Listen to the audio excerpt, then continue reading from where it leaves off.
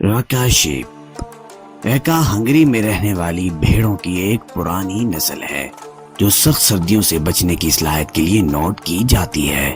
اس میں جنگلی بکری کی مخصوص اقسام کی طرح انتہائی اچھے سپرٹ سینگ ہوتے ہیں، لیکن جنگلی بکریوں کے مقابلے میں بہت کم ہیں۔ نارتھ رونالڈ سے شیپ میکس لوگتن ایک انتہائی بیمار نسل ہے، چونکہ یہ نسل اتنی دیر سے جزیرے پر ہے۔ اس نے اپنی فزیولوجی کو مکمل طور پر تبدیل کر دیا ہے۔ نہ صرف دوسری بھیڑیں سویڈ پر زندہ نہیں رہیں گی، بلکہ گھاس سمیت عام بھیڑوں کا کھانا اس نسل کے لیے زہریلا ہے۔ جیکوب شیپ کئی صدیوں سے برطانیہ میں پائے جانے والے یعقوب شیپ کے 4 اور بعض اوقات 6 سینگ ہوتے ہیں، جو بنیادی طور پر کسی بھی سمت میں اگتے ہیں۔ یہ نامعلوم وجوہات کی بنا پر گائے کی طرح رنگین ہوتی ہے۔ زواٹ بلیس شیپ یہ نسل اتنا دلچسپ نہیں ہے۔ اسے دودھ، گوشت یا اون کے لیے رکھا جاتا ہے۔ ہر لحاظ سے یہ ایک دوستانہ اور آسان نسل ہے۔ یہ عام طور پر سفید لہجوں کے ساتھ سیاہ ہوتا ہے۔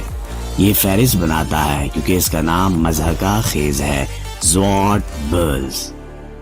گٹ نسل سب سے پرانی اور سب سے قدیم سویڈش نسلوں میں سے ایک سخت اور سخت نسل ہے۔ بہرحال اس کو سال بھر رکھا جاتا ہے۔ اس کے سینگ وسیع اور متاثر کن ہیں۔ مولفلون شیپ مولفلون ممکنہ طور پر تمام جدید بھیڑوں کی نسلوں کے جنگلی آباء اجداد میں سے ایک ہے۔ یہ پورے یورپ میں پایا جاتا ہے، اگرچہ تعداد میں کمی میں ہے، اور شمالی اور جنوبی امریکہ میں متعارف کرایا گیا ہے۔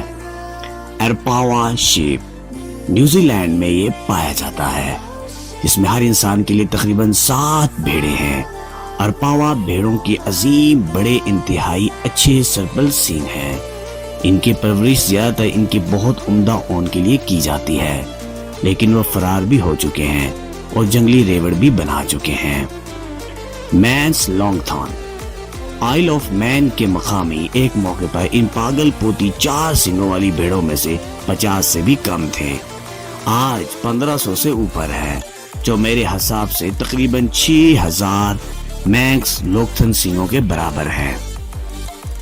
اور مزید انٹرسٹنگ ویڈیوز کے لیے ہمارے چینل کو سبسکرائب اور بیل آئیکن کو پریس ضرور کیجیے گا، تاکہ آنے والی ویڈیو آپ کو بآسانی مل سکے۔